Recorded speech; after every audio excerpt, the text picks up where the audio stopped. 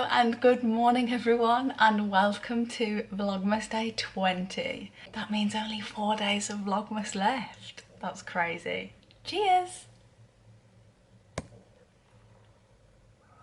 So today is the day I am travelling from England to Geneva to Bordeaux, France. And I'm so excited. I'm really excited, but I'm also nervous. Travelling is kind of a questionable experience for me at the moment. It used to always be really easy for me. I used to always travel very easily, not get very stressed out by it at all. But since being in autistic burnout, things affect me a lot more than they used to, and so especially the sensory aspect and the amount of people around me, those two things when I'm travelling are things that I find challenging. But I have loads of different sensory tools and fidgets and ear defenders and my book and all of these things to keep me at a level that my nervous system is comfortable with. So it's gonna be fine. I have a layover in Geneva, which I'm not excited about, but I feel okay about it. It's gonna be fine. So last night my editing software crashed and it is now not opening at all. So I've downloaded a new software, something different from what I usually use, because I know that that will open. It's just a bit of a bummer because I have to learn a new program, but I'm sure it will be fine. So hopefully this vlog will be up tomorrow on the 21st. We'll see how it all unfolds. I'm not going to put loads of pressure on myself because I won't actually arrive to my parents' house tonight until about 11 p.m. So we'll see what happens. So it's 11:11 now and I'm leaving here at 12:30, so I've just over an hour. I didn't sleep the best last night and so now I've kind of got a bit of a headache going on, which is not great for a travel day. Basically my body just doesn't want to be up and about and awake. So while I have some time, I thought I would read you chapter 4 of A Puppy's First Christmas. So if you haven't already, please feel free to pause this video and grab yourself a cosy cup of tea or coffee or hot chocolate and let's get into it. Chapter 4. Later that afternoon, Aria sat on the living room windowsill gazing out at the road, with Jackson slumped on his cushion by the radiator below. The bushes in the front garden had blurred away to strange soft lumps beneath all the snow, and cars were crawling by on the icy road. "I think it's going to come up to our ankles now," she said to her brother and her cousins. "At least," James agreed, looking over the back of the sofa. "I can't wait any longer, I'm going to get my boots on. Who's coming?" All 5 children dashed out into the hallway to grab their things, and Jackson hurried along behind, looking hopefully between them and the front door. Putting coats on usually meant a walk. "Are you coming to look at the snow?" Aria asked Jackson as she pulled on her wellies. "I hope you'll like it." Jackson usually loved to get wet. Aria was sure he wanted to jump right into the lake with the ducks, but a thick layer of snow was going to be very cold on his paws. Jackson didn't seem to notice the snow straight away. He shot out of the back door as he always did, excited to race around the garden with James and Matthew, who were already outside.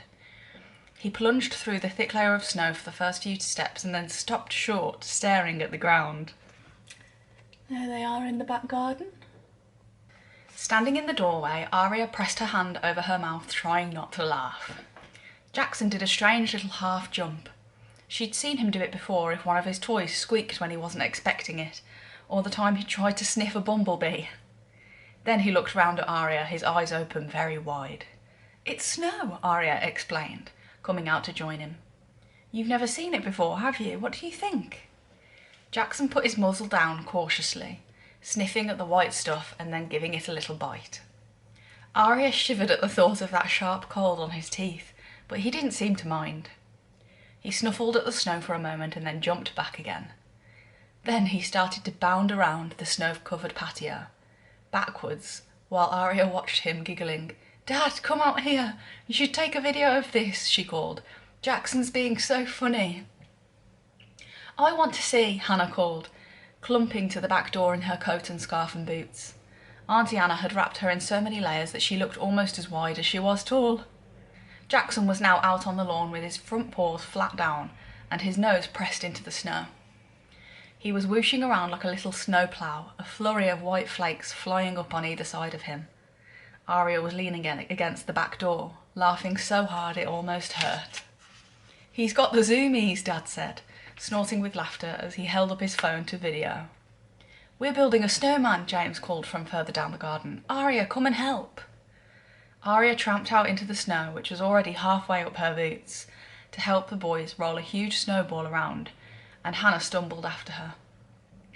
Lucy lay down on her back to make a snow angel, and Jackson stopped snowploughing and watched her, fascinated. After a little while, James and Matthew gave up on the snowman and started to hurl snowballs. Hannah squeaked and bounced around, trying to throw snowballs back and missing, and Lucy raced up the garden to join in. Aria was reaching down for her own handful of snow when a chocolate-coloured streak shot through the air beside her. It was Jackson, leaping to catch one of James's snowballs. Aria had never seen him jump so high, and she gasped. She saw the puppy grab the snowball out of the air and watched it collapse into a flurry of flakes, and then Jackson landed, right on top of Hannah, knocking her down into the snow. Hannah started to wail at once, but Matthew picked her up and started to dust the snow off her back. "You're okay, it's okay, Hannah, he didn't mean to." "Are you all right, Hannah?" Aria gave her little cousin a hug. "Jackson was catching the snowball, did you see him?" Hannah didn't look as though she was hurt, more just surprised. Hannah nodded and sniffed a bit, and Jackson stood there panting worriedly at her. Everything would have been fine, but then Gran and Auntie Anna came racing out into the garden, both of them still wearing their slippers. "Hannah! Hannah, sweetie, are you all right?" Gran turned to Aria. "What happened? What on earth was that dog doing?" "He didn't mean to, Gran," James put in. "He was just leaping for the snowball I threw. It was an amazing jump. It wasn't his fault." Auntie Anna was hugging Hannah now, anxiously patting her all over. "He didn't hurt her," Aria started to say. "Didn't hurt her? He knocked her flying," Gran snapped. "We saw it from the window." "Yes, but she fell in the soft snow and she's got all those layers on." Aria really did think Hannah was okay, but the little girl started to wail now. Everyone was making so much fuss, so she was joining in. "Dogs shouldn't be allowed near children. I told your dad it's not safe." Dad came hurrying out into the garden. "Hey, Mum, don't get in such a state. Is Hannah all right, Anna?" "Yes, I think so," Auntie Anna said, but she sounded doubtful. Jackson was still looking around uncertainly, and now he padded over to Hannah, slowly wagging his tail. "Don't let him near her," Gran said, stepping in front of Hannah, and the girl began to scream. "No, no, don't like it, no."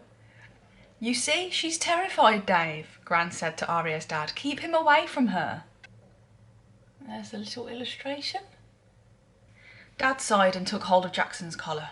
"Come on, Jackson, inside." Aria stared after them, confused. Hannah had been fine, just a bit surprised. If Gran hadn't made such a fuss, she would have kept on playing quite happily. Everyone had been having fun in the snow, but now the afternoon was spoiled and Jackson was in disgrace.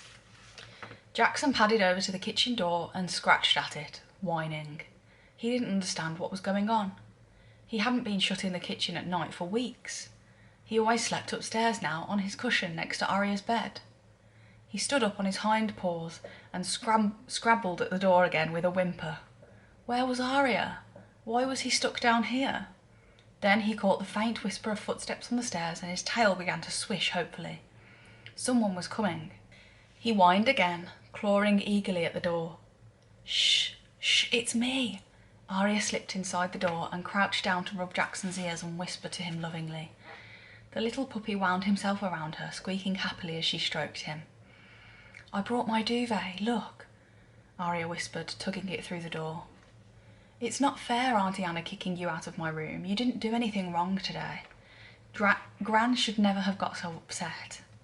But we need to be quiet. Mum and Dad and all the grown-ups have gone to bed, but Auntie Anna and Uncle Josh are sleeping on the sofa bed in the living room. I don't want them hearing us." Jackson followed Aria across the kitchen uncertainly as she went to lay her duvet down by the radiator and his basket. He watched her pull the duvet round herself in a fat, fluffy sausage, and then he crept in beside her, snuggling under her arm. "Night, Jackson," Aria whispered sleepily. "It's nearly Christmas." Jackson sighed and laid his chin on his paws. He wasn't supposed to sleep on Arya's bed, though sometimes he did sneak up in the middle of the night. He loved being tucked in next to her now, but it was different. He didn't like things to be different. Why was everything suddenly so strange? And there they are, tucked in, having a cuddle.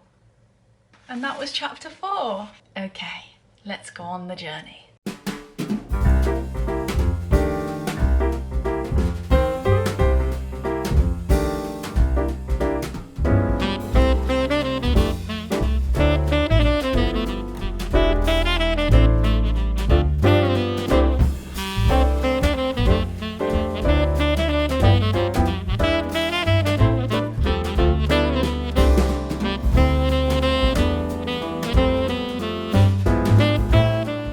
Hey friends, I thought I would just give you an update because I am here in the Sunflower Lounge in Birmingham Airport. It's a little dedicated room for people with a sunflower lanyard, which is great. Honestly, they have not advertised it very well though, because there's barely any signs for it anymore.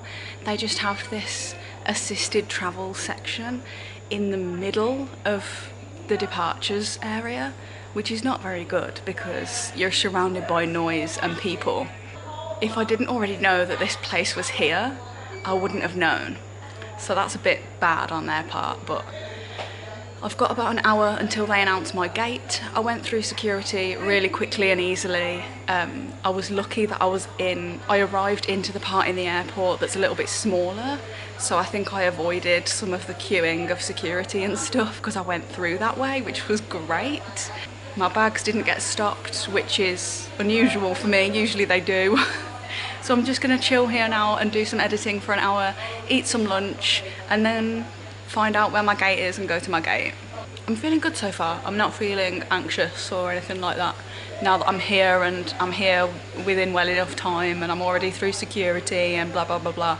And I know where I'm sitting on the plane because I booked my seat at the back specifically so that I didn't have to deal with being surrounded by people pressed against me at the end of the flight when people start getting up to get off the plane. I hate that. So recently I've been booking a seat at the very back of the plane so that I can kind of move myself away from people. It's a good tip if you struggle with that.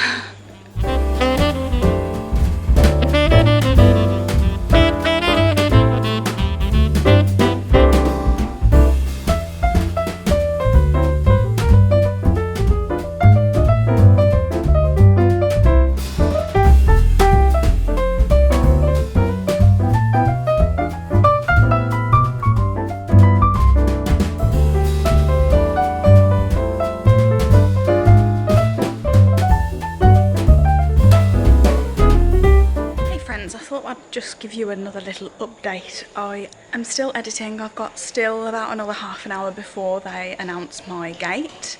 I decided to sit cross-legged while I could, because obviously I won't be able to on the plane. And I also decided, I didn't tell you this, but I purchased food in this airport, even though I brought food with me in my bag, because there is logic here. I'm going to Geneva, and Switzerland is expensive, and I don't want to have to buy food later on in the day, so I'm saving the food that I have for later on in the day around dinner time-ish when I'm in Geneva, so that I don't have to buy food in Switzerland. I just had a southern fried chicken and barbecue wrap and a Mars bar from WH Smith. The water fountain that's usually here in this airport is not working, which is absolute daylight robbery because I've had to purchase water now. But oh well. So yeah, I'm going to carry on editing for a few more minutes and then head to find out where my gate is. Okay, I've just packed up my stuff. Let's go to Geneva.